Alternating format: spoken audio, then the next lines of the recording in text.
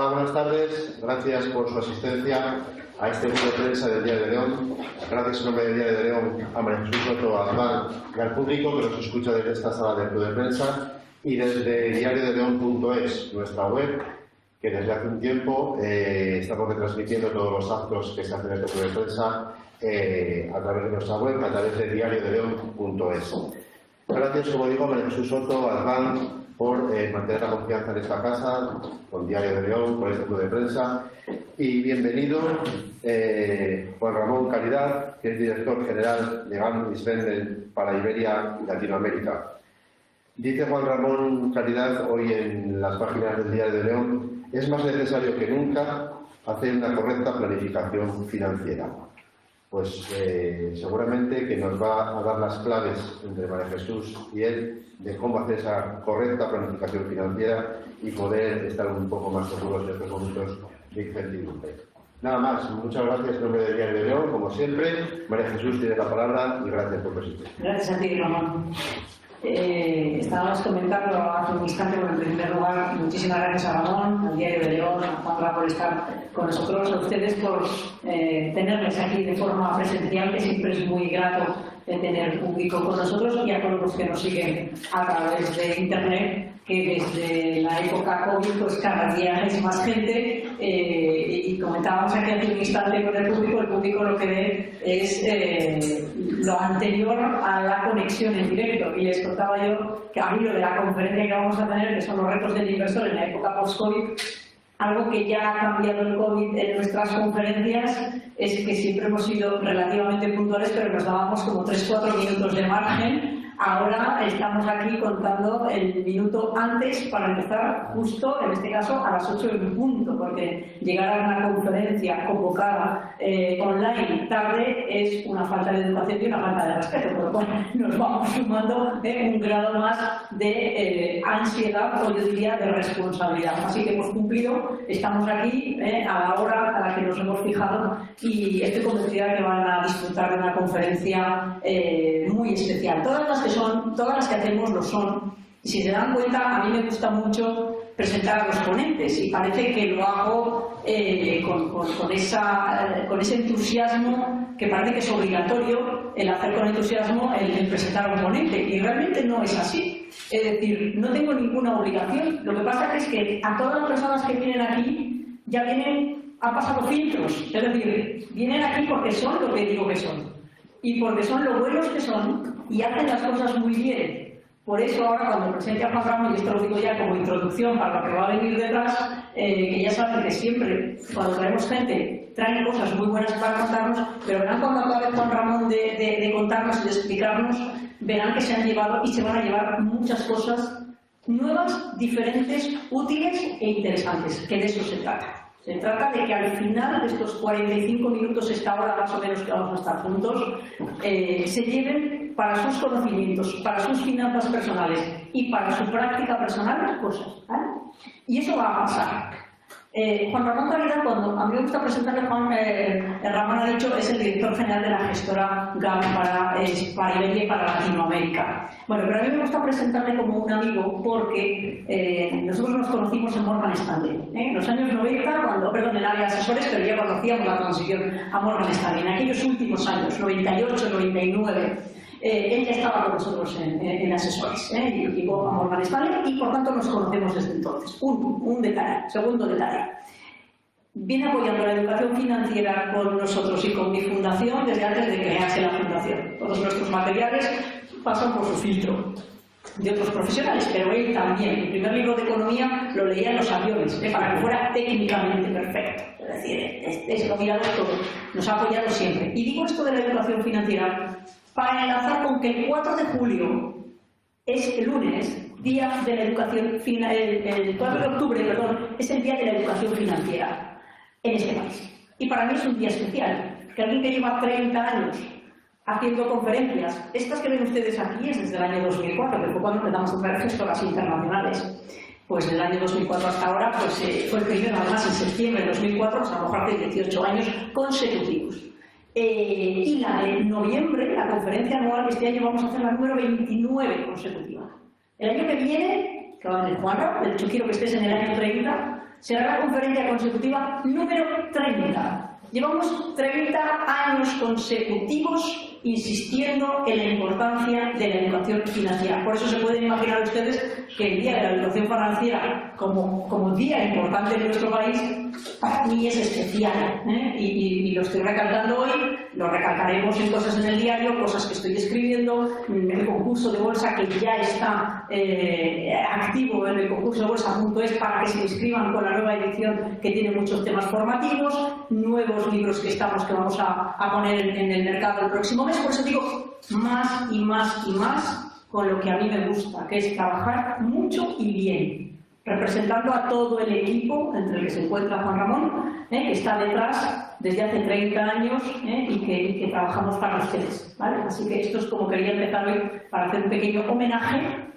al día 4 de octubre, que es el Día de la Educación Financiera. Y ustedes son parte de todo ello, porque participan, porque nos siguen, porque tienen interés, porque se forman. Así que es el día de todos nosotros, ¿vale? Y te he dicho esta introducción que me apetecía hacerla, como digo, pues Juanra, bienvenido. Un verdadero placer. Vamos a hablar de los retos, ya vamos a empezar en la conferencia, retos del inversor en el mundo post-COVID. No está elegida al azar, el título. Ya saben que siempre las conferencias están preparadas, no se improvisan. Por eso digo que todas las personas que traemos las traemos por una razón y las traemos por un objetivo. Y Juanra viene con el objetivo hoy de explicarnos con claridad hacia dónde vamos. Es decir, lo que ha pasado ya ha pasado, ha quedado detrás, no nos engañemos, ¿vale? Ya ha pasado. Pero eso tiene consecuencias, tiene impactos y hay temáticas nuevas que están ahora irrumpiendo que nos van a afectar como inversores, como todo, ¿vale? Eso es lo que queremos dejar claro, ¿vale? Para que sepamos a qué tenemos que estar atentos, por dónde se pueden mover los temas importantes del mundo y que con esa información, recordemos aquello de que la información es poder, ¿vale? Con la información veraz es con lo que podemos trabajar y tomar decisiones, ¿vale? Ese es el objetivo. Información veraz, transparente, sencilla y bien contada, para que no nos sorprenda lo que viene y sepamos que nos podemos enfrentar a lo que viene. Simplemente. ¿Vale?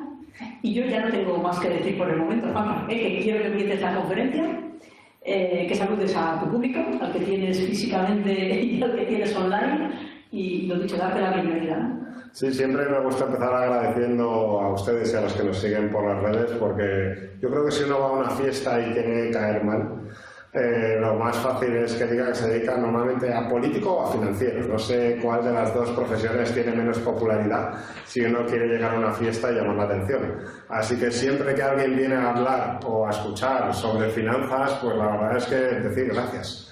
Porque es verdad que somos una industria que en demasiadas ocasiones hemos utilizado por las ruedas para explicar cosas sencillas, y yo me sumo a lo que decía María Jesús. O sea, agradecer al Club de Prensa, al Diario de León y también al Inversor Inquieto y a tu fundación, porque al final yo creo que ante todo estamos todos en el mismo barco. Si ustedes no entienden, al final no sirve nada. Todo el sistema financiero acaba en el que ahorra ese dinero y cada vez cuesta más ahorrarlo, y toda la cadena, clientes, asesores o gestoras, al final son nombres distintos de una misma realidad, y todo pasa porque entre todos entendamos, y para eso la formación financiera y los que ponéis los medios para ello. Así que en mi nombre, nada, agradecer, un lujo, y como el café, solo, con hielo, cortado con leche, personal, profesional. Sabes que soy fan de venir aquí a León, y para temas de formación es un sí siempre. Bueno, antes de que empecemos con los puntos que vamos a tratar después, y al hilo de lo que estabas contando de la industria, que a mí me gusta mucho contar además en las conferencias, recordar sobre todo la cantidad de talento, esfuerzo y de recursos que hay detrás de cada recomendación que se hace, de cada estrategia de inversión. Es que parece que se está perdiendo como una ETF, una criptomoneda, cosas tan poco tan líquidas entre comillas, y no financieramente, sino con poca sustancia detrás, que es tan fácil como tocar una tecla y coger una cosa que no sabes ni qué estás comprando. Parece lo mismo que una estrategia trabajada, pensada, estudiada, analizada, con tanto talento, con tanta gente y con tantos recursos, ¿no? Y yo soy una defensora de que esto se explique muy bien para que veamos que al final hay mucha gente trabajando detrás con muchas herramientas. Entonces, me gustaría que explicaras un momentito, un director general de una gestora, ¿qué hace realmente? ¿Cuál es tu papel realmente? ¿No? Por aquello de que vean, por contarlo rápido y ya nos vamos a la conferencia y no distraernos más. Pero yo creo que es importante entender qué papel hace cada uno en la industria, ¿no? y en toda esta cadena, enorme cadena de gente que trabajamos detrás cuando al final un inversor tiene una cartera determinada en la que estamos trabajando tantos para él, ¿no? Yo creo que la manera más fácil de entenderlo es si un asesor financiero, como puede ser tú, fuera un restaurante, yo soy un mayorista de carne. Pero un mayorista de carne que para ser útil, y a lo que nos dedicamos en términos prácticos es, nosotros tenemos especialistas en 14 países del mundo, Hong Kong, Nueva York, Londres, Milán, Madrid. Mi trabajo es ir a escucharles, que nos expliquen qué oportunidades y qué riesgos hay y transmitírselos a los asesores financieros, a todas las entidades que se dedican a gestionar y tener acceso a los particulares, sobre todo con una idea muy clara, y es que el populismo vende rentabilidad fácil, pero lo que de verdad se gestiona son los riesgos. O sea, de lo que va fundamentalmente esto es de evitar cagadas, sobre todo de entender muy bien cómo uno puede cometer un gran error, porque si eres capaz, y eso es lo que está en tu mano, de entender cuáles son los riesgos, entiendes por cada unidad que arriesgas cuál es el potencial de rentabilidad. Entonces, nuestro trabajo fundamentalmente, a veces cuando nos ponen títulos en inglés parece que eres una especie de embajador, cuando las cosas vienen mal pues eres más mayorista de carne, pero en el fondo es lo mismo, tú eres un intermediario entre centenares de personas que en todas las partes del mundo analizan cuáles son las oportunidades y los riesgos y las transmites para que luego a través de las entidades reguladas y de los asesores profesionales les llegue a ustedes de una manera que al final es verdad que todo se traduce en compra o vende, pero detrás hay, en nuestro caso, 14 países, 700 profesionales y no quiero exagerar, pero más de 4.000 visitas a empresas al año, una a una, para entender que tiene buena pinta y que no la tiene. Vamos ahora ya con la conferencia. Una vez que has explicado eso para que se entienda mejor cómo se trabaja en el mundo financiero, cuéntanos cuáles son esos retos que veis ahora mismo y que tú ves para que los inversores estén atentos a ello. Sí, yo creo que es muy importante tomar conciencia cuando se invierte que no hay nada sencillo ni fácil. Esto de yo quiero ganar rentabilidad con muy poquito riesgo, sin riesgo, eso no existe.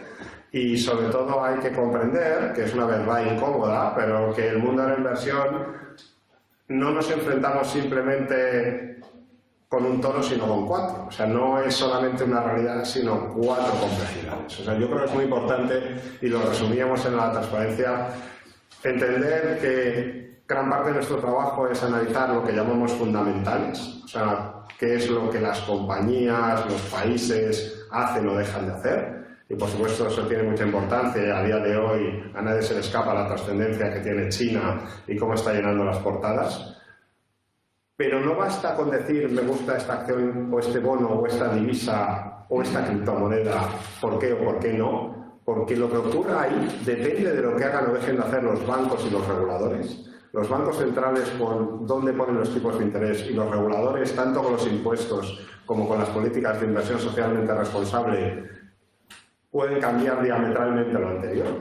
Y ambos círculos no tienen sentido o pueden verse transformados por no comprender que la tecnología y la demografía en muchas partes o en muchas decisiones de inversión cambian y crean disrupciones que no dejan de ser estas 3 el 50% de lo que al final genera dinero. A día de hoy lo que permite ganar premios Nobel de Economía no es ser el analista más sesudo, sino es entender que las emociones, los pánicos, los miedos de particulares y de profesionales condicionan en torno al 50% de la rentabilidad. Que cuando alguien vende, alguien tiene que comprar. Y cuando nadie quiere comprar, los miedos y las inseguridades florecen y ahí es donde se generan caladeros de oportunidades. Eso es lo que se llama behavioral finance y un poco son los 4 grandes polos que hay que comprender para tener éxito en una decisión de inversión? Por ejemplo, los 4 polos que has dicho son Asia, con China a la cabeza. Segundo, todo el tema de la tecnología está provocando de disrupción, no en su propio sector, que ya lo sabemos, sino en todos los demás sectores. Por eso hablamos de la digitalización de las compañías, todo ese tipo de cosas. Exacto. Estamos hablando de los bancos centrales, es decir, estamos hablando de que en la época post-COVID los bancos centrales van a volver a la época pre-COVID, es decir, a dejar de fabricar dinero, a empezar a subir tipos de interés. Bueno, a Europa no le dio ni tiempo, bueno, Estados Unidos sí le dio tiempo, a Europa no le dio ni tiempo desde la lista. Y luego la parte emocional. Estamos hablando de que vamos a analizar estas 4 cuestiones. Vale. Correcto. Vamos a empezar por la disrupción tecnológica, que sé cómo está afectando. Y todo ello para ver hacia dónde están los riesgos y las oportunidades de inversión. No decimos ni siquiera los próximos meses, los próximos años, ¿vale? Y donde la parte emocional, lo vamos a ver después, va a ser muy importante. ¿Por qué? Porque aunque en marzo del año pasado con el COVID sufrimos muchísimo cuando cayó tanto el mercado, luego ha estado subiendo y estamos viviendo en un mundo de jauja, las cosas como son. Es decir, caían un ratito, pero mes a mes las carteras, es que yo que las veo, o sea, en el último año y medio hemos tenido un mes, 2 meses de caída, el mes de octubre y poco más, un poquito en enero y poco más.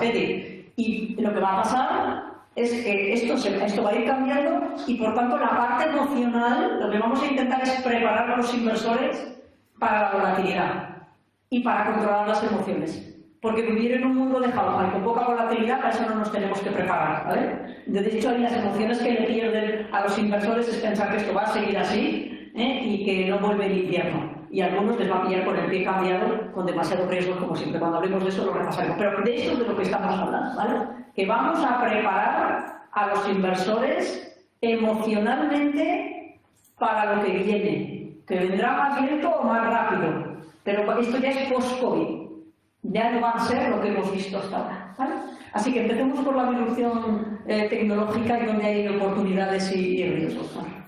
En todo lo que tiene que ver con tecnología, lo primero que hay que entender desde el punto de vista de la inversión es que nadie cuestiona que todas las empresas tecnológicas que han tenido un buen comportamiento puedan seguir teniendo. Pero lo que de verdad empieza a ser muy interesante es qué sectores no tecnológicos han incorporado tecnología y empiezan a crear modelos de negocio disruptivos, para que de verdad tengan una ventaja competitiva.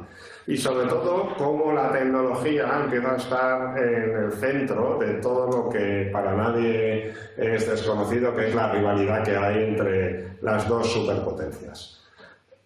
China no es que sea un país emergente, ni siquiera, como alguna otra gestora dice, es que ya ha emergido. No, es que es una superpotencia, sino una mayor potencia a día de hoy a nivel mundial.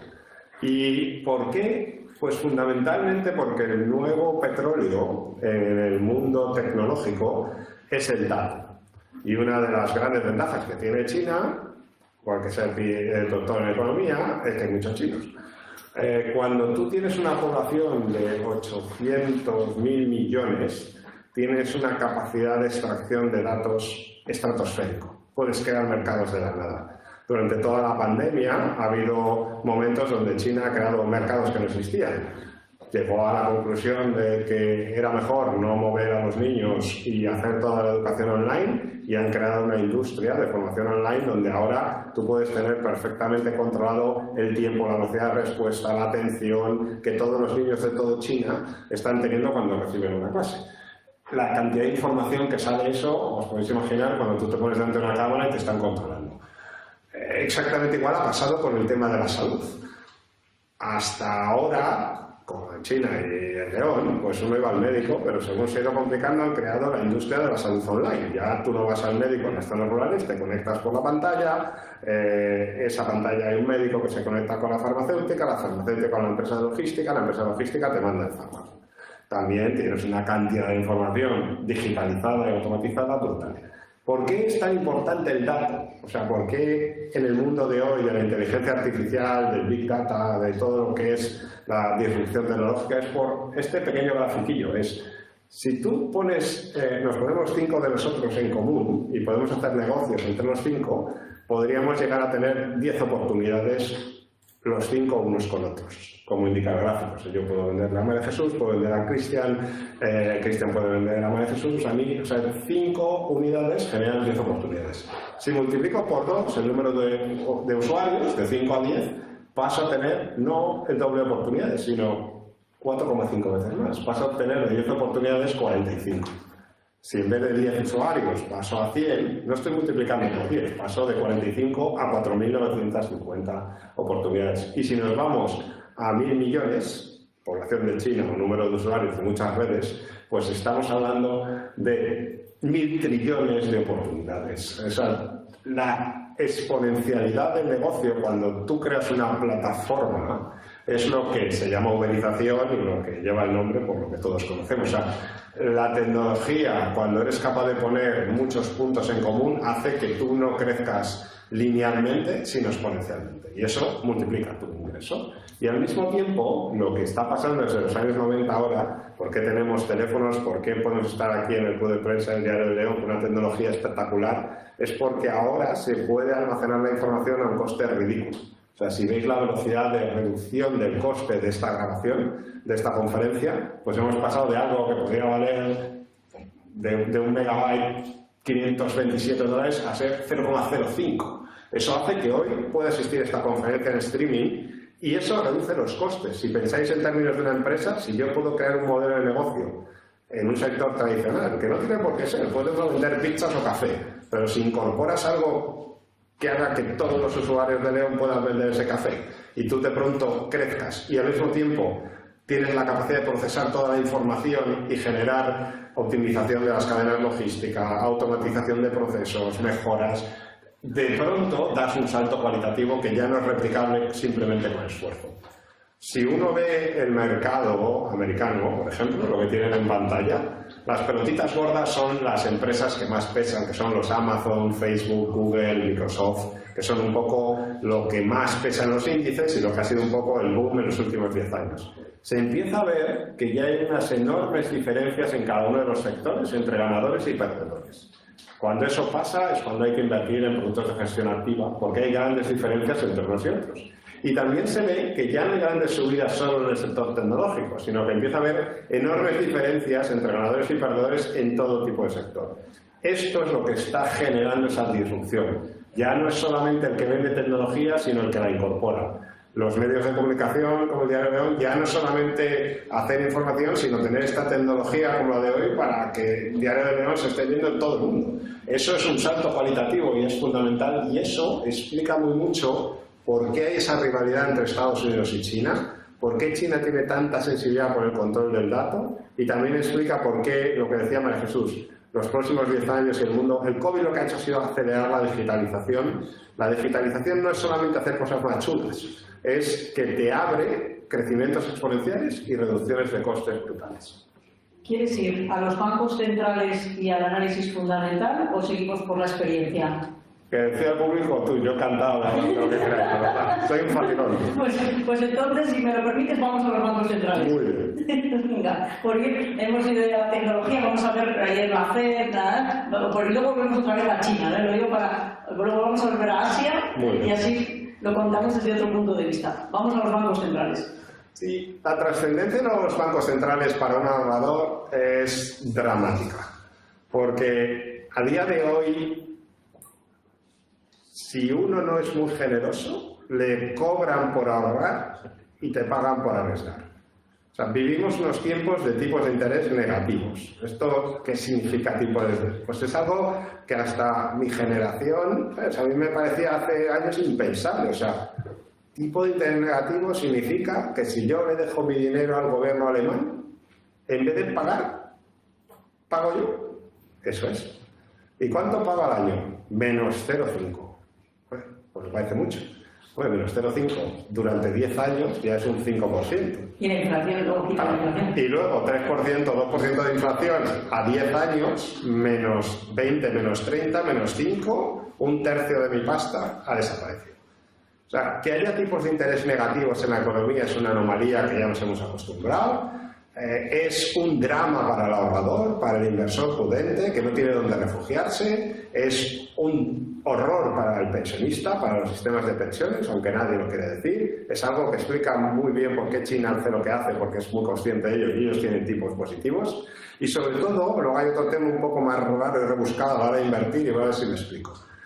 Si yo voy a María Jesús, y digo, María Jesús, aquí están mis ahorros, y me dice 0,5 y de nada, que eso sin comisiones. O sea, que si te cobrara algo, pues tendría que ser más. Y digo, oye, pues entonces en vez de darte, dame tú. Yo adquiero financiación, invierto un poquito en Corona Nueva, un poquito en renta variable, un poquito en Facebook, compro 3 fondos y compro 2 ETFs. Y cuando hay volatilidad, deshago y devuelvo, porque no era mi dinero. Estos formatos de inversión, o sea, que a mí no me cueste tener acceso al capital como una institución profesional, que yo no tenga un sitio donde refugiarme y me paguen algo cuando llueve, es un problema. Y es un problema que incomoda, porque no es que esté lloviendo. O sea, yo creo que hay que ser claros. No es que no haya rentabilidad sin riesgo, es que si no hay riesgo, la rentabilidad es negativa. Esa es la realidad que vivimos, y no nadie lo dice porque no suena muy comercial, pero esa es la santa realidad. O sea, quedarme quieto en algo seguro implica que yo voy a perder a 10 años el 30% de poder adquisitivo, que es una pasta. O sea, que es una pasta, y es hasta una vergüenza. Entonces, estamos en una situación como la señora, es que llueve, y si no te mueves te mojas. Y entonces, a partir de ahí, es un poco lo que implica. Los bancos centrales han ayudado una barbaridad, porque sin ellos, en una economía, en una sociedad súper endeudada, pues ha sido más o menos pues, como un endocrino, alguien que tiene sobrepeso, que le dice, tú comes, Juanra, sin miedo, que estos son 2 días, ponte hasta arriba, ya lo arreglaremos. Y ahora no es que de pronto te vaya a poner al régimen, pero van a empezar a decir, oye, macho, en vez de 8 donuts, 7. Que te sigo dando 7. O sea, a día de hoy la FED inyecta cada mes 120.000 millones de dólares a la economía. El Banco Central Europeo, entre programas y pandemias, 80.000 millones de euros cada mes. Eso es lo que se está inyectando. Entonces, hay que ser conscientes que vivimos en una situación de que, vamos, que tenemos una sobredosis de azúcar y de alegría que probablemente no generamos, y que simplemente con que te la reduzcan un poquito puede haber lo que decía María Jesús, volatilidad. Los bancos centrales van a seguir ahí, son plenamente conscientes, las subidas de tipos de interés van a ser súper moderadas, telegrafiadas, no van a intentar hacer nada, tienen unos balances que son mastodónticos y los van a seguir gestionando y están aquí para ayudar.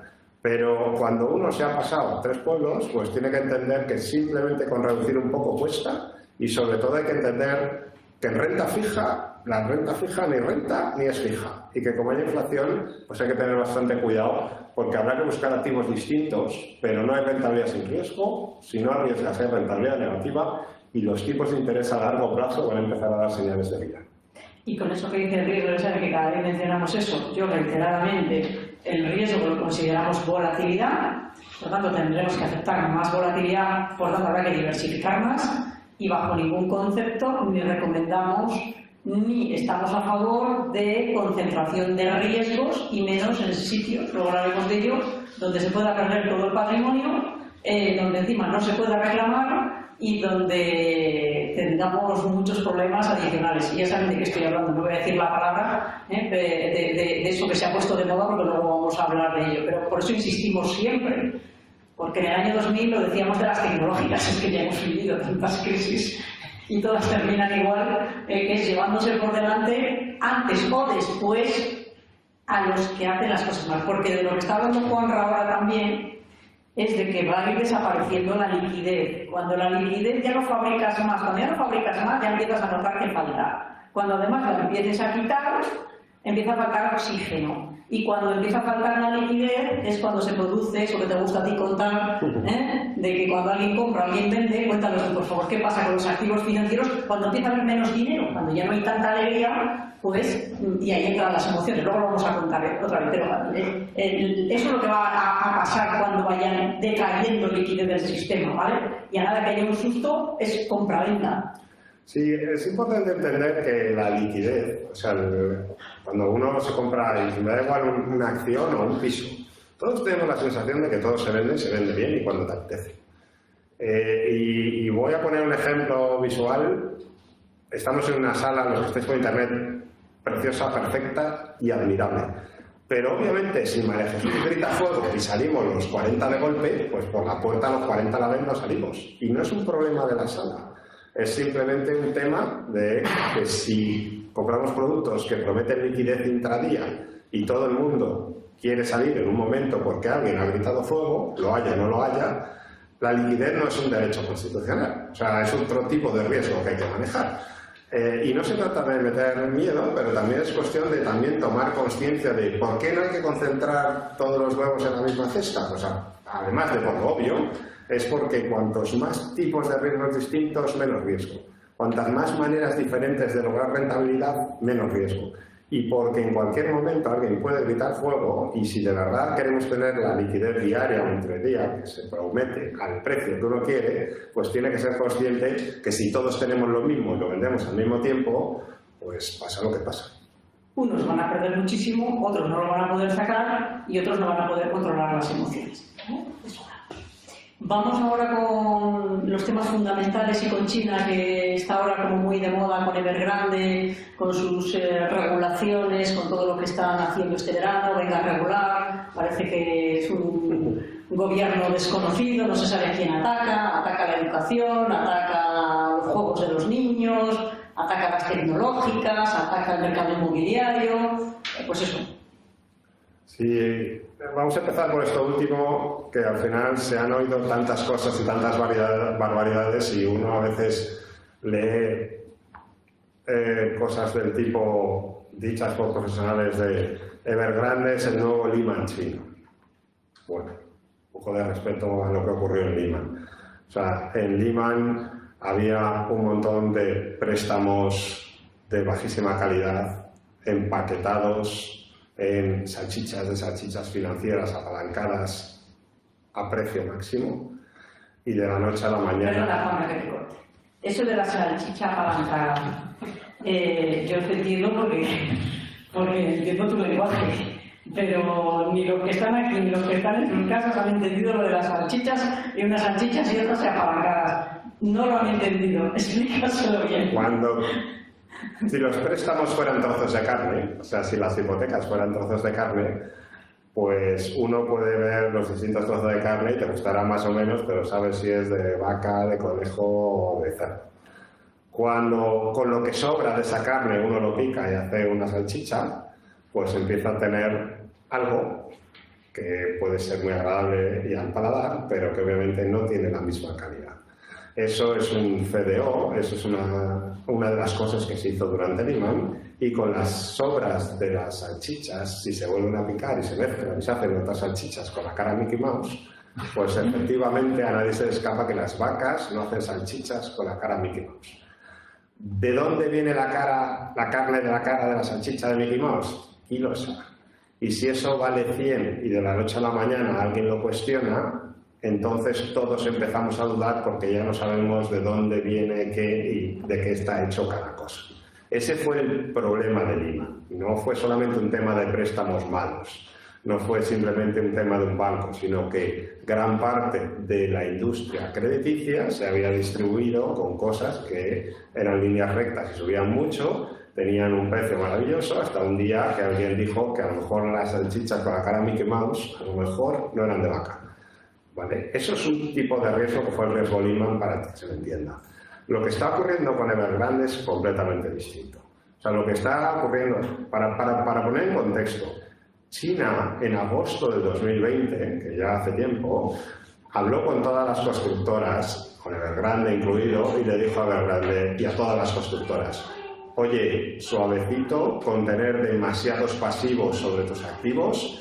No podéis tener más deuda que el valor de vuestra constructora y ustedes tienen que cumplir con el criterio de que tienen que tener en liquidez lo que deban a corto plazo. Eso se lo dijeron en agosto de 2020, o sea, no es una sorpresa. Unos meses más tarde, además pusieron colorcitos: amarillo, verde, rojo y naranja, para que todo el mundo entendiera si vas bien o vas mal. Y todas las constructoras, Evergrande también, sabían, eran rojo, hicieron sus deberes, y Evergrande en diciembre era naranja. Mayo 2021, o sea, ya hace todavía unos meses, Casualmente, el gobierno chino hace stress testing, o sea, analiza las cuentas de los bancos, le dice a todos los bancos chinos: mira qué pasaría si hubiera algo de volatilidad en el sector constructor inmobiliario chino. O sea, hacen una cosa, luego generan un análisis. Entre medias, en diciembre, China es la que ellos deciden enfriar su economía porque están creciendo demasiado, y llegamos al mes de agosto. Y en el mes de agosto, para fomentar la natalidad, y ahora hablamos, deciden limitar la escalada de precios del sector inmobiliario. Si eres una constructora y estás muy apalancada y... Apalancada es el que es endeudado. Endeudada, muy endeudada, estás creciendo muy agresivamente y de pronto tú piensas que los precios van a seguir subiendo y alguien te dice que han bajado, pues tienes un problema de liquidez. O sea, no es que Evergrande fuera un bufo, o sea, no es que tuviera préstamos tóxicos, no era algo parecido a lo de Lima, sino simplemente tiene más activos que pasivos, pero no puede hacer frente a sus necesidades del día a día. Y entonces el gobierno chino, obviamente, que lo miró, lo analizó, lo estresó y lo enfrió. No es una sorpresa.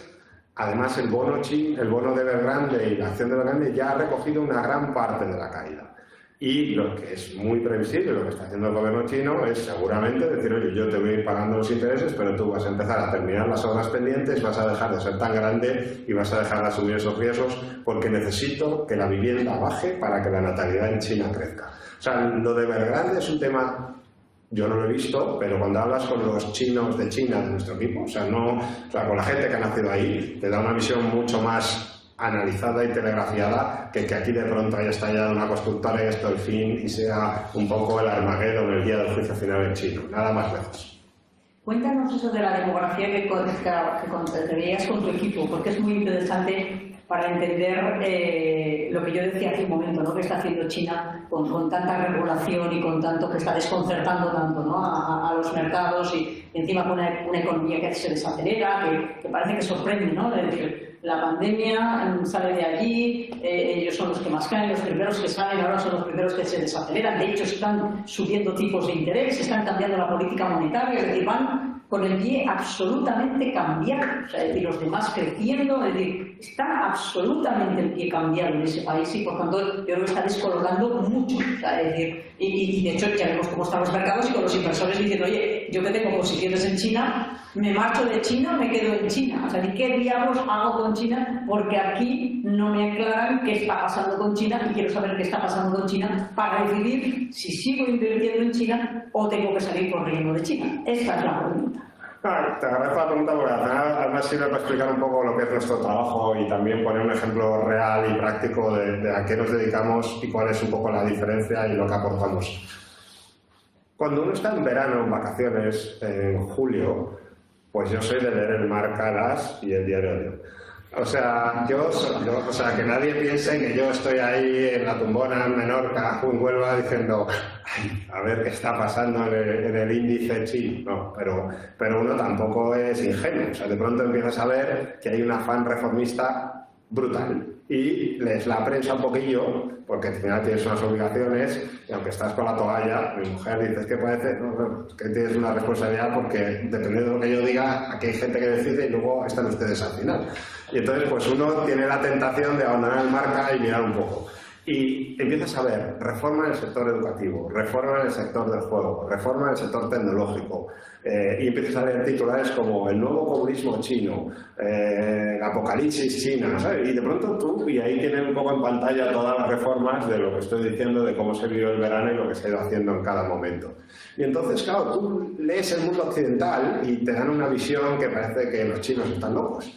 Y entonces hablas con los equipos de Hong Kong y la gente que ha estado los últimos meses en Shanghái, en Shenzhen, en Guangdong, y te dicen: no, si es que, vamos a ver, ya lo habíamos hablado, China desde diciembre del 2020 viene restringiendo el crédito, viene ellos enfriando su economía, porque estaban creciendo tan a lo bestia que basta ver un poco, yo creo que tengo aquí, qué ha pasado con el coste de fletes. O sea, ¿cuánto cuesta mandar algo desde el puerto de Shanghái a Rotterdam o a Los Ángeles? Y cualquiera de ustedes que tengan cualquier relación por 400, o sea, se ha multiplicado por 4. Entonces China dice, oye, estoy disparando los costes de transporte por 400, por 4.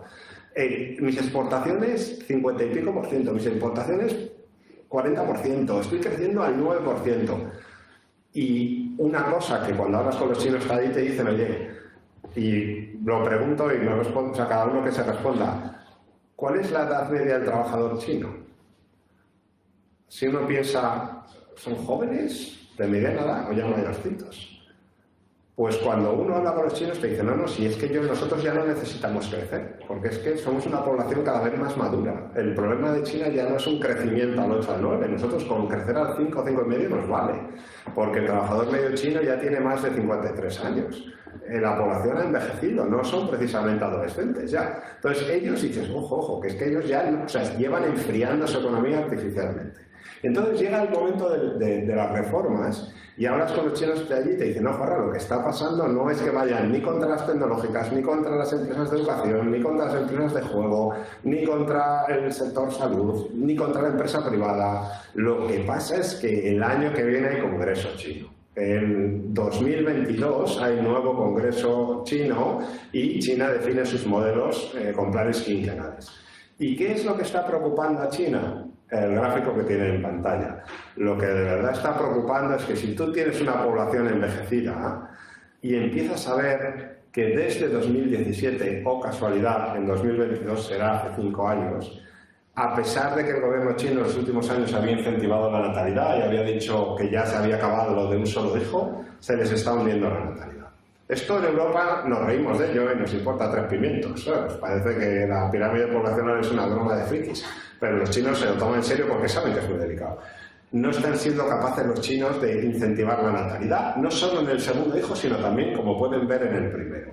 Y esto, claro, los chinos, que saben perfectamente lo que va a pasar en 15 o 20 años si no cambian esta tendencia, empiezan a trabajar. Y dicen, ¿qué es lo que hay detrás de esto? Pues la ansiedad de los padres, que no quieren tener un segundo hijo. ¿Y por qué no quieren tener un segundo hijo los padres? Porque el sistema chino es súper competitivo en educación.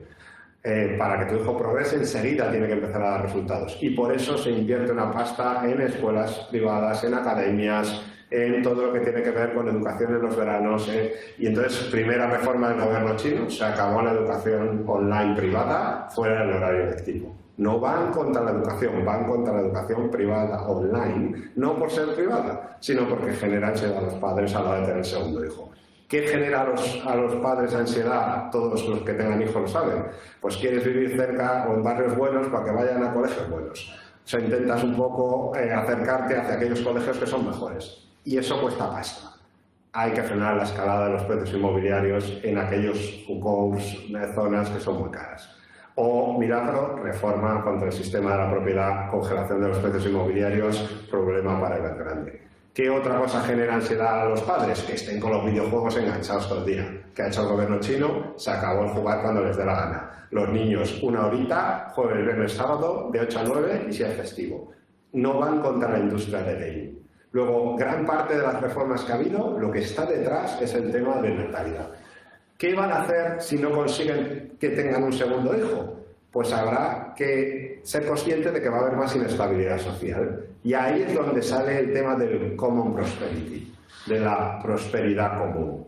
Que cuando hablas con los chinos no es renta común, como nos sonaría aquí un poco en términos un poco más populistas. Es prosperidad común y no quiere o no tiene nada que ver con el tema de que todos cobren lo mismo. Lo que quieren es crear una clase media alta que genere impuestos y producción para mantener una pirámide poblacional más cara. Lo que está intentando el gobierno chino para eso es que haya menos diferencia entre lo urbano y lo rural, lo ultra rico y lo pobre, y entre la costa y el centro. Y cuando me refiero a entre rico y pobre, no es el discurso populistilla de no, aquí que los ricos chungos. O sea, China tiene un respeto a los ricos nivel occidente. O sea, China, el 1% de la población, tiene el 30% de la riqueza. O sea, para ser comunista teóricamente y muy dictatorial, son bastante respetuosos con los ricos. Por si alguien no está familiarizado, en Suiza el 1% más rico tiene el 25% de toda la tela y en Estados Unidos el 1% tiene el 42%. Así que China está entre Suiza y Estados Unidos en cuanto a respeto a la riqueza. Lo que quiere, es un poco lo que muestra, lo que está China dándole vueltas, es decir, oye, yo lo que no quiero es que los ultra ricos desincentiven ya a las clases medias de intentar progresar. Yo lo que quiero no es ir contra el del Ferrari, pero entre uno en Ferrari y otro en Richo, o que vayan todos en coches eléctricos, en motos eléctricas, pues hay que empezar a decir a los súper ricos que se acabó el pasarse entre pueblos. Y esto en inglés se cuenta como olive shake, y suena más molón, pero lo que está detrás de lo que está intentando el gobierno chino es cambiar el modelo de que haya 1% de ricos y mogollón de pobres a que haya un modelo más tipo aceituna. O sea, que haya más clase media, y eso es completamente distinto un poco a la visión apocalíptica de es que China ya no puede crecer o que China va contra sectores, y es un poco lo que está detrás de la demografía. Y en cuanto a si seguimos invirtiendo o no en China en el futuro. Cierto. Claro, si uno ve que hace 9 meses han empezado a enfriar, pues es muy posible que 6 o 9 meses, o sea, ahora y los próximos 2 meses, empiezan a haber unos datos un poco tristones. Y como venían de crecer al 9, ahora crecen al 7, pues de pronto China se enfría. Pero China ha firmado un acuerdo comercial hace muy poquito, que es el RCEP, que le da acceso al 35% del comercio mundial. O sea, el acuerdo que tiene con Australia, Nueva Zelanda, Japón y toda la cuenca asiática le da una preponderancia comercial que hasta ahora no había tenido. Es 1/3 de todo el comercio mundial. Lo segundo es que cuando alguien habla de China, o sea, China, además de tener una posición absolutamente de privilegio en temas de inteligencia artificial, pues si la deuda de Evergrande, de la constructora, es 360.000 millones, tiene 3 veces más en deuda de los Estados Unidos. O sea, que cuando alguien dice que China se va a hundir, bueno, no vale que no se hunda porque A, China se hunde y no hace nada, o B, si tienes 1 trillón de deuda del gobierno americano, a lo mejor nos hundimos todos un poquito, ¿sabes? O sea, esto de pensar que China se va para abajo y todos nos vamos de rositas es de una ingenuidad supina. O sea, China tiene ventaja tecnológica, China tiene muy claro que tiene que transformar su economía, tiene una potencia comercial enorme. Es verdad que en los próximos 2 meses va a haber volatilidad, pero sin lugar a duda tiene una ventaja competitiva tan espectacular, y va a ser un mundo tan de oportunidades, tanta dispersión entre sectores ganadores y perdedores, lo que manden a Camboya, Tailandia, Pakistán y lo que se queden, que sin lugar a dudas es de las oportunidades más ilusionantes al final, y todo el mundo lo entiende. En Río Revuelto, ganancia pescadores. ¿Y dónde anda el Río Revuelto? En Asia. Para nosotros es oportunidad de compra, es un tema que estamos mirando muy de cerca, y es un tema de que lo que tenemos lo mantenemos, y cada vez estamos contratando más gente en China porque va a ser un activo de referencia como lo pueda ser la bolsa europea, la americana, y es una de las grandes oportunidades de inversión. Vamos ahora con la parte de las emociones, que era el cuarto de los temas que traías, de los retos post-COVID. O sea, todo lo que tiene que ver con... Este grafiquillo es un poco rebuscado, pero ayuda un poco a entender la complejidad de lo que son las tomas de decisión en el mundo financiero profesional.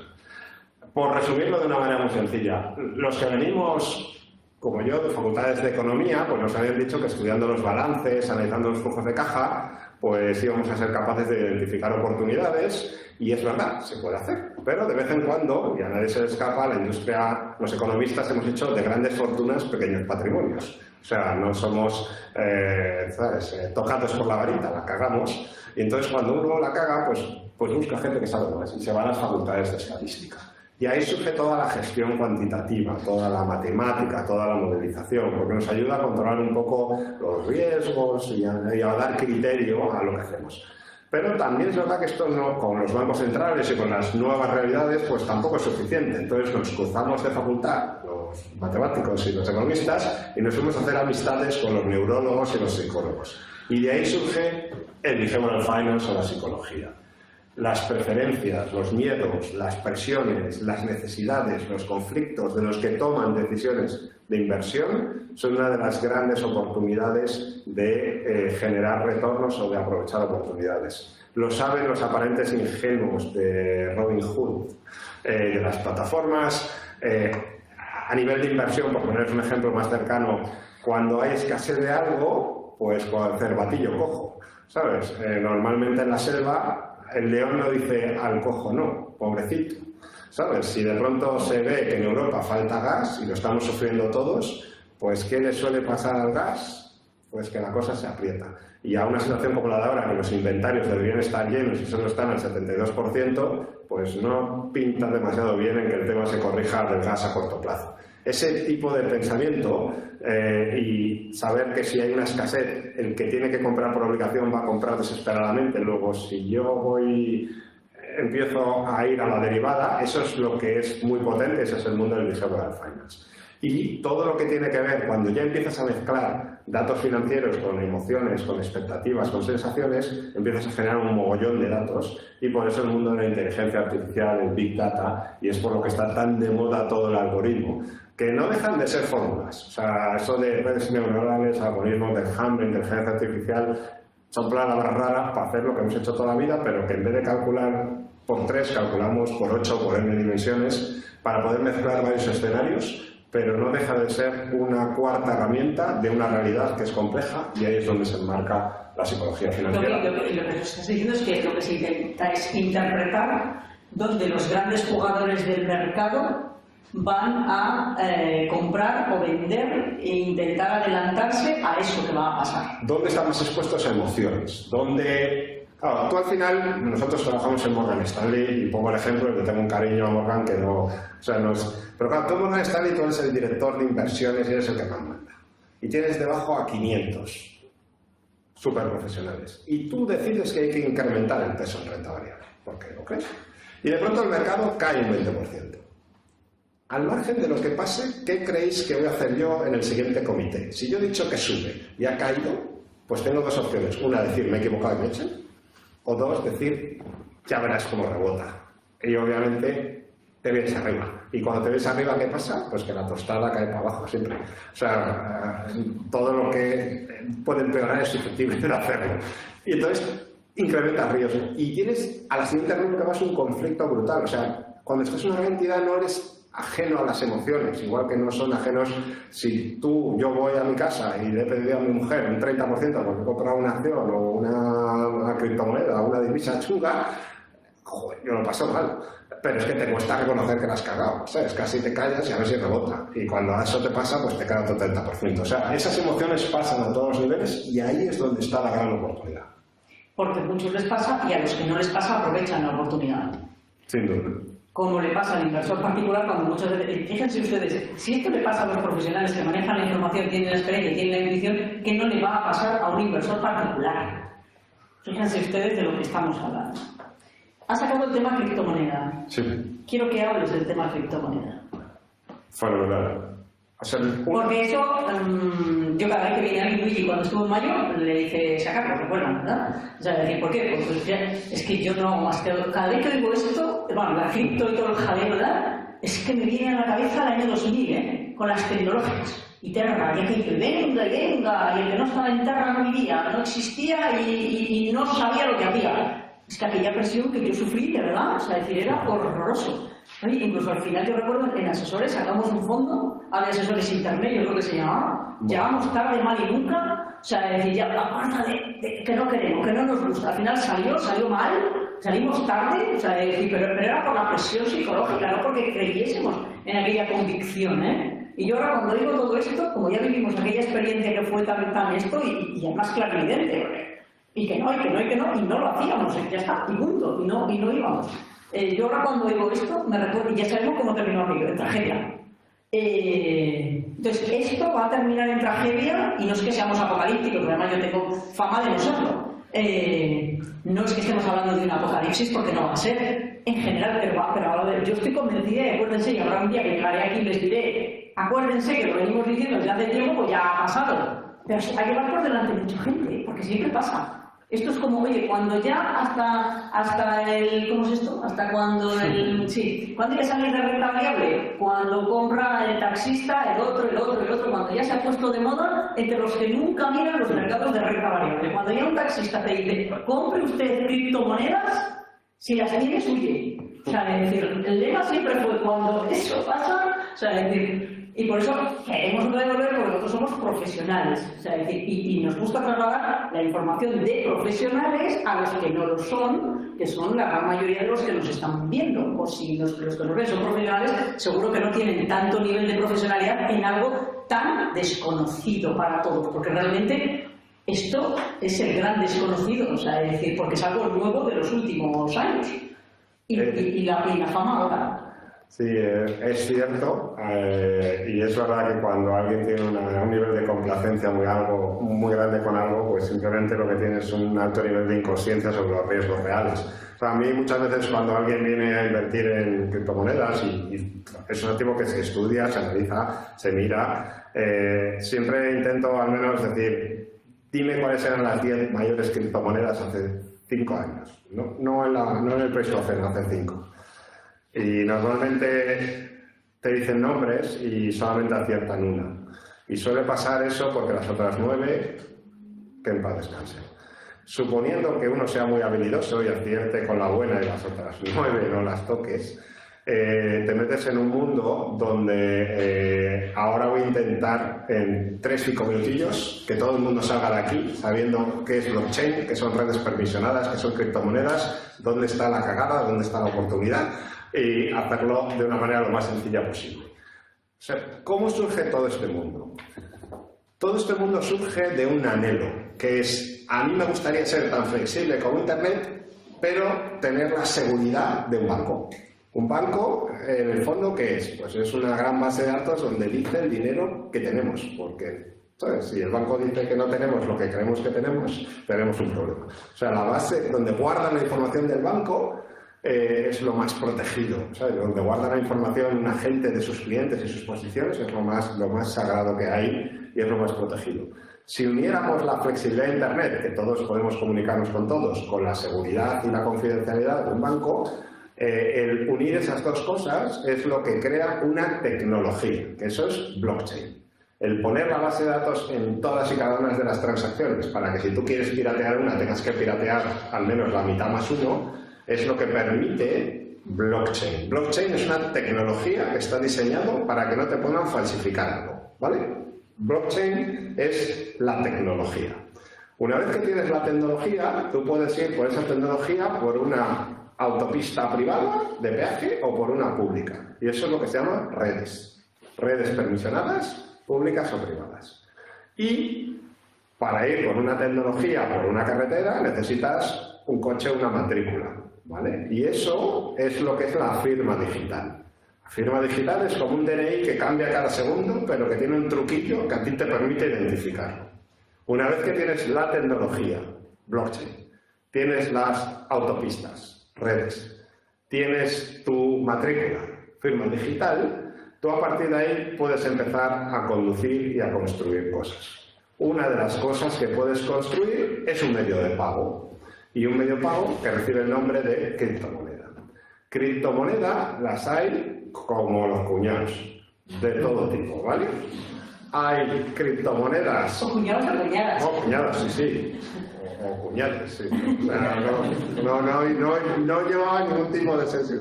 Se me ha ido a mi cabeza... Yo es que tengo un cuñado, no cuñada, por eso lo he dicho. ¿Vale? Las criptomonedas, como los cuñados o las cuñadas. Las hay buenas y las hay chunguillas. Las hay fantasmas y las hay maravillosas. Las primeras criptomonedas eran un tema simplemente de oferta y demanda, de confianza. Se parecen muy mucho a los puntos de una aerolínea. Pues unos los valoran más y otros menos. Pero es un tema de oferta y demanda. Si algo, como los tulipanes, le encanta a todo el mundo, pues se dispara el precio, ¿vale? Pero eso es una posible criptomoneda que te permite la confidencialidad, el anonimato, por la firma digital. Pero una cosa, lo que cogemos es dinero normal y lo transformamos en un dinero digital que se llama cripto. Es decir, todavía ni siquiera. Ni siquiera. Es como si hubiese cogido mis euros y los convierto en dólares, ¿no? Entonces, en lugar de convertirlo en dólar, aquí estoy hablando de cosas oficiales, es para que entendamos de qué hablamos. Es una conversión, por decirlo de alguna manera, porque no estoy invirtiendo en una empresa, en un activo, no tengo un activo detrás. No, ¿qué tengo detrás de eso? Porque yo, si invierto en algo, tengo un activo. He comprado una empresa, he comprado un bono donde alguien me lo tiene que pagar. Si yo tengo euros y lo paso a dólares, pues he hecho una conversión de moneda y he cambiado mi monedita, ¿no? Es decir, donde era de esta manera el billete, ahora es de esta manera. Con una cripto es algo parecido. Es decir, porque la gente coge sus euros o sus dólares y los transforma en otra cosa. Y esa cosa tiene un precio. Y ese precio es el que sube y luego cuando la vuelven a la suya es cuando en teoría están ganando, ¿no? Es por simplificar esto porque todo lo que estamos aquí entendemos. ¿Hay criptos peores? ¿Hay criptos de Pero espera, estamos hablando de esto, ¿verdad? O peor. Espera, pero yo cojo esto y lo transformo en algo. Y ese algo puede no tener ya respaldo. Eso, pero es una transformación lo que hacemos, ¿no? Es una transformación. No es una inversión, es un cambio a algo, a otra cosa. Cambias tu dinero, a un medio de pago en teoría. Cambias tus euros por unos puntos o una divisa electrónica. Exacto. Esa divisa electrónica puede no tener ningún respaldo de nada, pasarse la confianza de los que forman parte de ese mercado, criptomoneda flojita. Luego puedes tener el respaldo de algo, o sea, te da derecho a tener acceso a algo, que puede ser un activo de renta fija, muy bueno o muy malo, puede ser otra divisa. O sea, hay criptomonedas que te dan derecho a, y hay criptomonedas que no te dan derecho a nada. Hay criptomonedas que incluyen regulación, o sea, que permiten incorporar sistemas de regulación, que son criptomonedas que ya son smart contracts.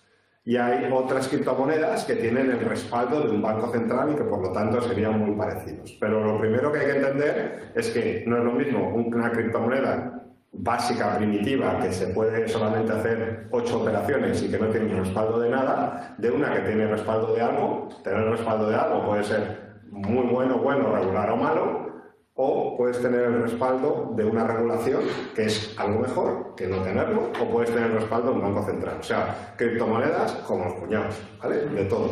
Y lo que es importante entender muy mucho cuando uno va a invertir en criptomonedas es, lo primero, que nadie se vaya de rositas en acciones, en bonos o en criptomonedas pensando que la regulación o los impuestos no te van a afectar. O sea, los hedge funds en un primer momento no les afectaba y luego llegaron los reguladores y dijeron plusvalía implícita que cada año yo asumo que aunque tú no me lo digas ganas un 20%. Ponte a pagar. No, pero es que yo este año no he ganado. Da igual, plusvalía latente implícita. O sea, mañana te pueden poner un impuesto. Mañana, y ya lo están haciendo, le pueden amargar la vida al que te da el acceso a comprar y vender criptomonedas, que ya está ocurriendo. Te pueden decir, no, la criptomoneda no me meto con ella, pero la plataforma que está comprando y vendiéndote criptomonedas cumple la ley de protección de datos, cumple la ley de blanqueo de dinero, cumple la ley de FATCA en Estados Unidos y automáticamente ponte tú a decir a la criptomoneda que te vendía que te la dé cuando ahora la han empapelado a la... O sea, es decir, ahí lo has perdido todo. Claro, puedes perderlo. O sea, ponte tú a buscar la criptomoneda. Si el que te ha dado el acceso y todo, o sea, existe, pero... o sea, hay que entender que si la criptomoneda es una fruta y a ti te cierra el supermercado, pues puedes irte al campo a buscar una pera, pero te va a costar más que cuando estabas acostumbrado a ir a la tienda, ¿vale? O sea, le pueden poner un impuesto a la criptomoneda, le pueden poner muchas barreras a la manera de comprarlo y luego a partir de ahí, o sea, tú tienes que tener y ser consciente que todo lo que no está regulado no es porque alguien no quiere. Y mañana, si tú... O sea, es de ingenuos pensar que no puede llegar un banco central a comprar con todo su mega balance una barbaridad de una criptomoneda y un día la suelta de golpe y la caída de la criptomoneda, o sea, ¿cuál es la caída máxima de una criptomoneda? Pues de las más conocidas es 80-90%. Es una cosa, todo lo que sube un 90 puede caer un 90. Y si cae un 90, ¿cuánto tiene que subir para recuperar el 100%? 900%. O sea, como todo y en finanzas, no es que tú aciertes, es que como un día la caes, es que la recuperación empieza a ser, y eso es muy importante. Por tanto, en conclusión, desde luego lo que tenemos claro es que se van a quedar como se quedaron las tecnológicas y lo estamos viendo hoy en día, que como en todo las va a haber de todo tipo y que lo importante va a ser seleccionar las buenas para que sean una oportunidad de inversión y terminarán siendo un sistema de pago también. Es decir, lo que estamos viendo es la evolución y estamos intentando decir, oiga, claro, nos aclara usted que estamos en el inicio de todo esto, pero va a evolucionar y a medida que vaya a evolucionar. Por eso hablo mucho de esto porque no lo quiero perder de vista. Porque habrá un momento en el que sea una gran oportunidad y hablaremos, como hemos metido las tecnológicas, de que todos tendremos criptomonedas. Yo no tengo ninguna duda. ¿Cuál? La pregunta es ¿cuál, cuándo, cómo y cuánto? ¿Vale? Pero esto va a pasar, ¿eh? Y por eso yo siempre le saco el tema a todo el mundo para hacerle seguimiento y que nos vayan contando cómo van y que vayamos viendo cuáles son las fiables, cuándo son fiables, cómo, de qué manera y cuándo podemos esperar. Se dan cuenta de lo que quiero decir, ¿no? Es decir, este es el proceso en el que yo he entrado como profesional de esto a la hora de poder darles explicaciones a los inversores e intentar ayudarles a tomar decisiones sensatas, coherentes y que no les supongan una pérdida del patrimonio, que a fin de cuentas eso es lo que buscamos, ¿no? Es decir, nada más no queremos ganar ningún premio ni parecer los más listos de la clase sabiendo mucho de esto, sino al final, en la práctica, a mí para qué me van a servir las criptomonedas, ¿vale? ¿Y cuándo voy a empezar a utilizarlas? Estas son las preguntas, insisto, ¿vale? Entonces, ¿cuándo crees tú? Es decir, porque ya el Banco Central Europeo, hay muchos bancos que ya están trabajando para tener su criptomoneda, por tanto tendrán esa moneda oficialmente en algún momento, ¿no? Es decir, que esas serán las más fiables, es decir, vayamos ahora a la fiabilidad, vayamos a los tiempos. O sea, por entender, porque todo el mundo lo entienda bien, blockchain va a ser ya como red eléctrica española, ¿sabes? O sea, es la infraestructura. Nadie dice que no sea importante, pero nadie se vuelve loco. O sea, todos, entre comillas, entendemos que la infraestructura es un básico. Eso es blockchain. Las criptomonedas van a ser como las acciones o los bonos, pues habrá buenos, malos y regulares. Y habrá que poner criterio y saber, porque habrá criptomonedas que se hacen consumiendo mucha energía a través de servidores. China las ha prohibido y eso no es socialmente responsable y los financieros vamos a ir contra ello. Y habrá otras criptomonedas que se hace a través de quién tiene más criptomonedas, tiene más capacidad de hacerlas y eso pues a lo mejor rompe el sueño romántico de la democratización. O sea, hay que mirar los apellidos y los segundos apellidos, pero una criptomoneda existirá ya y serán como las acciones o los bonos, buenos, malos y regulares. Lo que de verdad es negocio y donde está centrado es en la aplicación de blockchain al negocio real. Me explico. Lo que de verdad es revolucionario es que blockchain permite la automatización de la confianza. Permite en tiempo real, sin que yo conozca a María Jesús, saber que María Jesús no me la va a jugar y que es de confianza y que no ha falsificado lo que me manda. Y eso en arte, en juegos, a la hora de hacer transferencias internacionales sin bancos correspondientes, a la hora de operar con fondos, va a automatizar todo porque automatiza la confianza, porque garantiza la no falsificación. Entonces, el empezar a pensar en cómo aplicar eso a negocios tradicionales es lo que es negocio. O sea, pasar de blockchain a aplicación de blockchain. Y las criptomonedas son una aplicación más que los reguladores lo están permitiendo, que a día de hoy se van de rositas porque no se les ha querido apretar el gadillo, pero que va a ir hacia una comodidad, no, o sea, a ser un genérico, ¿vale? A que habrá buenos, malos y regulares, pero que como todo, no es yo invierto en criptomonedas, es como yo invierto en bonos, bueno, sí, pero o yo compro pisos, bueno, buenos, malos, regulares, depende, o sea, no hay, y va a ir hacia una estandarización, por supuesto que van a ser medio de pago, porque de facto ya lo son, porque a día de hoy todas nuestras monedas, el euro o el dólar, físicamente existe el 10% de lo que todo el mundo cree que tiene. O sea, no existen monedas en proporción, sino, o sea, que ya el dinero desde hace muchísimo tiempo ya está digitalizado. Que es lo que muchas veces hemos hablado aquí del concepto de riqueza, ¿no? De que hemos pasado de que al tenerlo en el colchón y que la persona iba al banco y si no lo veía creía que no lo tenía, pero hemos pasado de aquello a que los billetes, bueno, recordemos cuando han quebrado los bancos y los problemas de liquidez, era que no haya colas en los bancos porque como todo el mundo vaya a pedir lo que tiene allí no existe. Entonces automáticamente, es decir, si la gente fuese a pedir en billetitos, en criptomonedas no sé qué pedirían, si tarjetitas o puntitos o ¿qué va a pedir usted? o un monedero en no sé qué sitio A lo que vamos a ir va a ser que se está trabajando es a fondos de inversión para que te protejan, te den tu cazuela, tu maletita y las criptomonedas vayan dentro del fondo, pero para eso los custodios, los reguladores tienen que trabajar muchísimo para lo que tú dices, dónde las guardamos y cómo las identificamos si son confidenciales, pero la industria va a ir a regularlas, a vehiculizarlas en fondos de inversión y que a partir de ahí sean un activo más, pero que ya digo, el negocio no está en las criptomonedas, en la aplicación del blockchain a la economía real. Vale, por tanto, yo en conclusión, para que los que las tienen hoy en día, que sepan la cantidad de riesgos que tienen, que sepan que a nada que alguien regulando esto saque muchísimas al mercado les va a hacer un agujero importante y que se puede perder mucho, que se puede pagar mucho por lo que estés generando luego perderlo, es decir, problemas fiscales, problemas de estafas, que no vas a poder reclamar si te estafan, no vas a poder pedir reclamación a nadie porque nadie te está protegiendo y bueno, simplemente que se maneje la información para aquellos que lo hacen, que sepan todos los riesgos que tienen y al menos que luego no se frustren si tienen una desgracia con el tema. Me decía un chaval en el máster, dice, pero tú estás en contra de las criptomonedas. Digo, no, al contrario, digo, pero yo creo que hay que tratarlo como el pimentón en las comidas.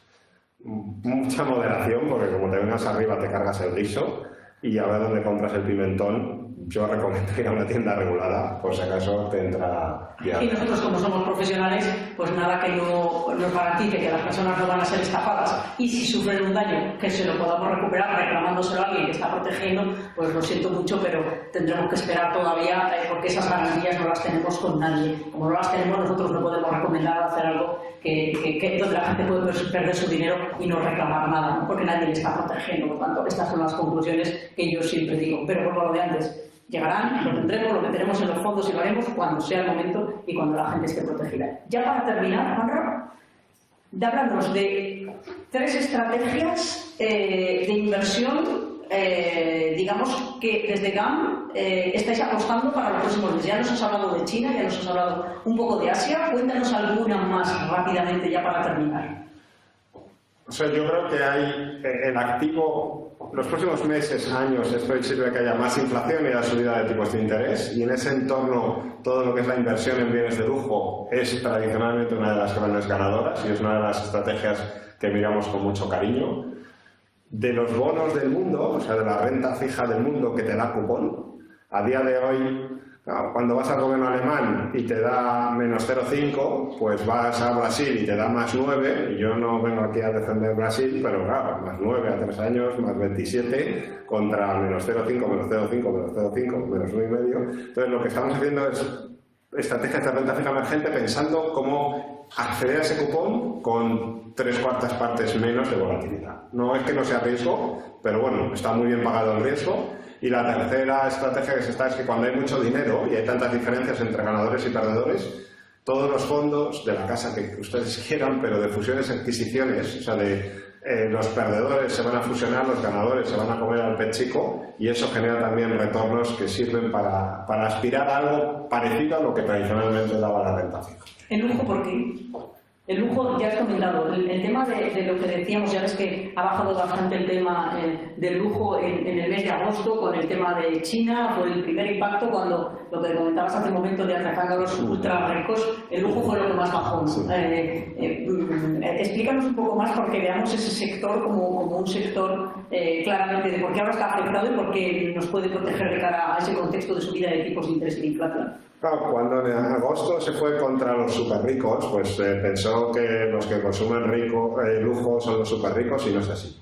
O sea, en Asia, en China en concreto, son los millennials y son normalmente el colectivo mujeres 35-45 años los que tienen más propensión a consumo. O sea, no son los ultra high super ricos, es la clase media affluent y las nuevas generaciones. O sea, son la clase media alta y las nuevas generaciones. Entonces, es una sobrereacción no justificada por lo que ha ocurrido. O sea, el gobierno chino no va a contar los bienes de lujo porque si quisiera iría a las Special Economic Zones, pondría impuestos a la importación y en 3 horas había liquidado el tema y no ha hecho eso. O sea, se ha malinterpretado. Pero luego también es interesante porque invertir en lujo, nosotros lo miramos con cariño porque son empresas europeas, o sea, coste de capital de Europa, menos 0,5, que invierten en emergentes. Esa es la manera más barata de invertir en crecimiento emergente, de invertir en compañías que son súper socialmente responsables y que por lo tanto tienen una sensibilidad a algo que es una de las grandes demandas de la industria financiera,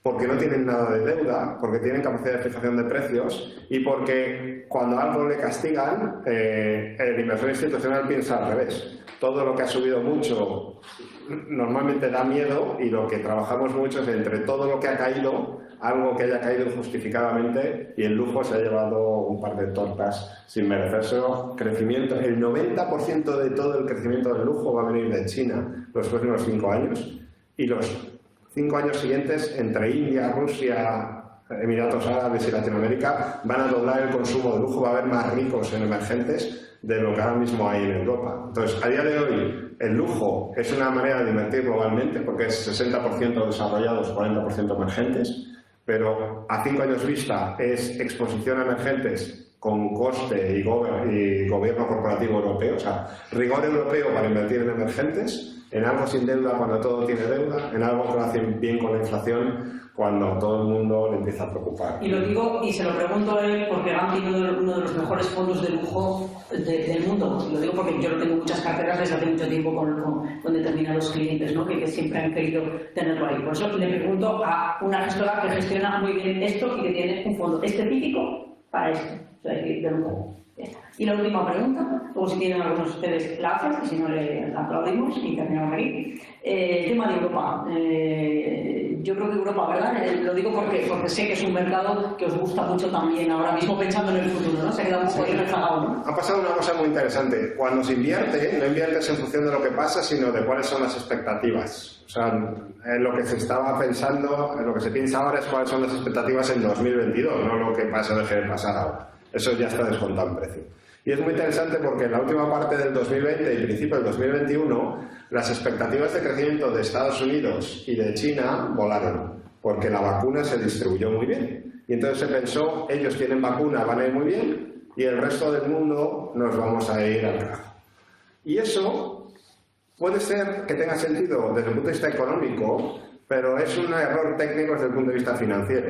El 60% de las cuentas de resultados de las empresas europeas se generan fuera de Europa.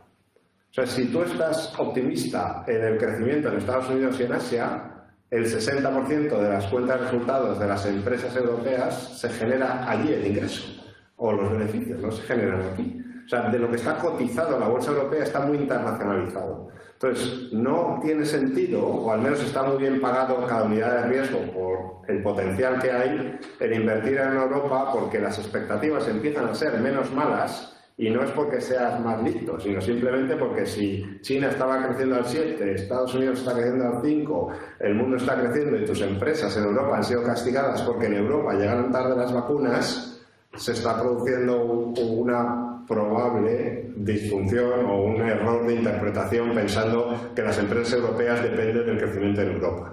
Y dependen, pero mucho menos de lo que hacen fuera, y por eso miramos con cariño todo lo que sí, en la renta variable europea. Sí, porque el año pasado sufrió muchísimo. Este año, gracias a Dios, se ha recuperado algo, porque se fue recuperando todo el sector, lo que es la vieja economía, vamos. Lo que decimos siempre, gracias a esa recuperación de la vieja economía, se ha comportado mejor, pero saber que hay expectativas para Europa, pues es una buena noticia. Es sobre todo, al menos, rentabilidad de hecho más interesante que Estados Unidos e incluso más interesante que otros sectores o megatendencias que ya estaban muy masificadas. En Europa, por unidad de riesgo, es bastante atractivo, sobre todo de aquí a los próximos 6-12 meses.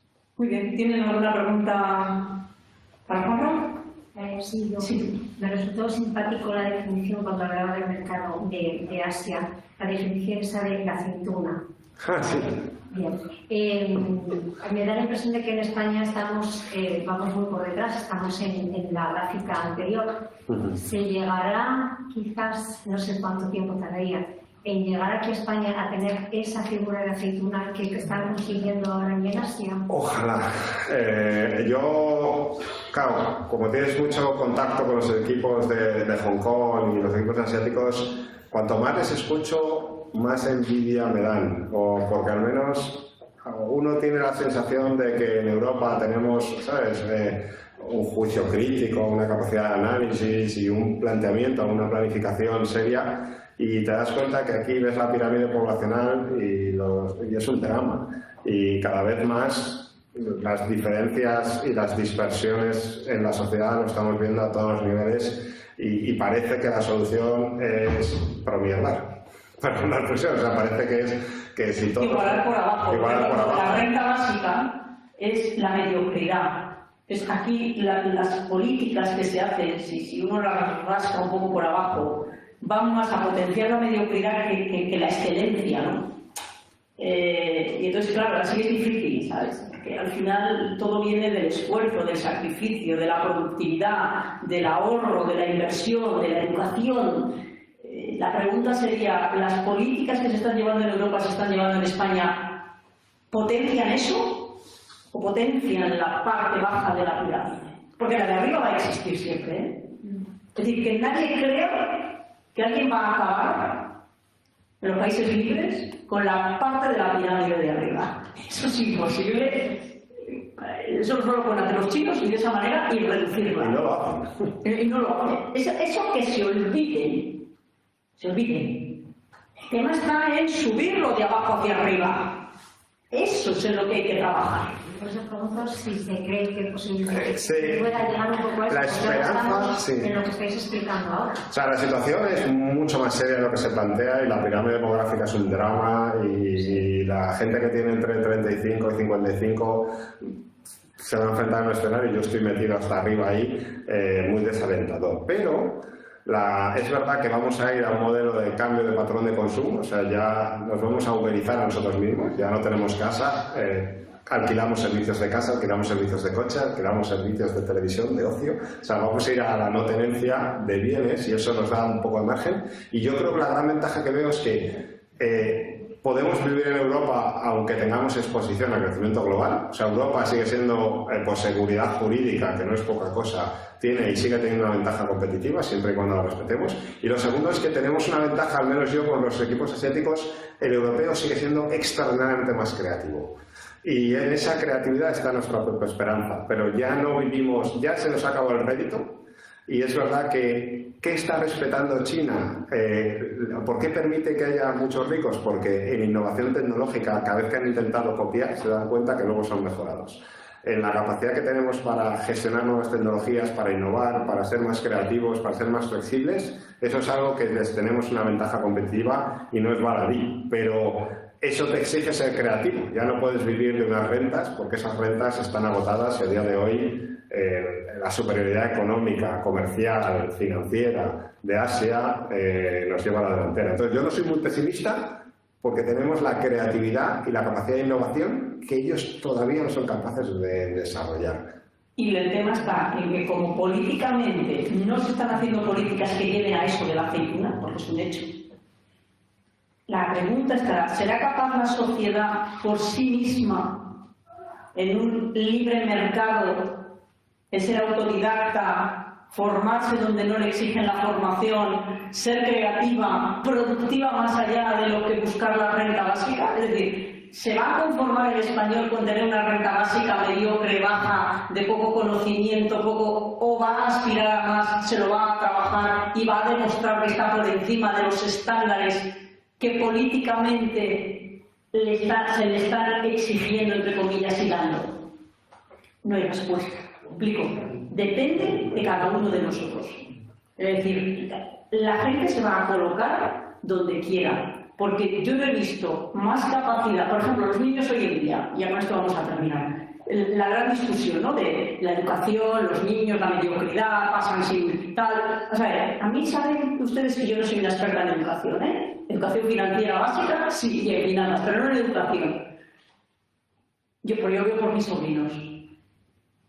El que quiere aprender jamás ha tenido tanto a su disposición. Es decir, los autodidactas que no van por un examen de mediocridad, de lo paso, no lo paso, ¿qué más me da? El que quiere aprender aquello que le gusta jamás ha habido tantos medios a su disposición. Entran en internet, vídeos, lo otro, el inglés, lo otro. Aprenden como esponjas. Aprovechan el tiempo y son capaces de ser excepcionalmente buenos en aquello que ellos quieren. Esto es lo que es de la educación ahora mismo, y el ser autodidacta y aprender va con la naturaleza de la propia persona. Por eso depende de las familias, de que en la familia se les anime a aprender, a ir por encima de las exigencias que tengan de un examen o de no, hijo, aspira a lo máximo, o sea, y esfuérzate lo máximo. Esto viene de la educación en casa. Por eso digo, ¿cómo van a ser las familias? ¿Se les va a educar para esto? ¿Se les va a educar para que aspiren a prosperar en la vida trabajando, esforzándose, siendo honestos y trabajadores? O, bueno, tú tranquilo que tendrás hasta una pensión no contributiva. Tú, carpe diem, como en Latinoamérica, ¿no? Con todos mis respetos a todo el mundo. Pero esa es la diferencia. ¿Quieres estar aquí abajo en la base? ¿O quieres subir hasta aquí? ¿O quieres abrir hasta aquí? Porque el gobierno, aquí estamos hablando de que es el gobierno chino el que está imponiéndolo. Aquí nadie lo va a imponer. Y además vemos políticas diferentes. Fíjense ustedes lo que está pasando en la Comunidad de Madrid, que es absolutamente revolucionario, para nuestro país, para Europa y en Estados Unidos. Ahí está la presidenta de la Comunidad de Madrid en Estados Unidos contando. Le acaban de dar un premio en Milán por ser la mujer que mejor ha gestionado el coronavirus con libertad y demás. Es decir, ¿cómo se va a gestionar esto? De eso va a depender la respuesta a la pregunta que acaba de hacer, ¿vale? Pero yo, como quiero pensar en la libertad del ser humano, porque vivimos en un mundo libre, en una sociedad libre, ellos son comunistas, no van a poder elegir, ¿vale? Nosotros sí. Es decir, si nosotros somos libres, podemos elegir. Ya está. Que el gobierno gestione como quiera. La pregunta es qué vamos a hacer nosotros con nuestras vidas. ¿Qué van a hacer los niños con sus vidas? ¿Y qué van a hacer los jóvenes con sus vidas? Porque nunca jamás en la historia han tenido más acceso a la formación, más acceso a la información, más oportunidades, más capacidad creativa. Pueden inventar lo que quieran, crearlo, sacarlo adelante. Estamos en un momento para los que quieran trabajar y sean brillantes, espectacular. Con lo cual, pues iremos viendo a lo largo de los años dónde se quiere colocar nuestra sociedad. Yo estoy con Juanra, que somos muy creativos, que salimos de nuestras penitas, que hemos pasado cosas muy difíciles, y yo creo que las generaciones que vienen detrás quieren hacer muchas cosas, muchos de ellos, ¿vale? Prosperar y vivir bien. Bueno, vamos a educarles para eso, y desde luego la familia es muy importante, porque si lo que les dan es desanimarles y decirles, no, ¿para qué te vas a esforzar? ¿Para qué? Pues les convertiremos en mediocres antes de haber salido de casa, ¿vale? Por eso digo, no hay respuesta, porque vivimos en un país libre, ¿vale? Y vamos a ver por dónde va nuestra sociedad. Ese es el gran reto, y dentro de 15 o 20 años, pues veremos, ¿vale? Ya lo vamos a dejar aquí. Así que muchísimas gracias. Les pido un aplauso, por favor, para Sandra.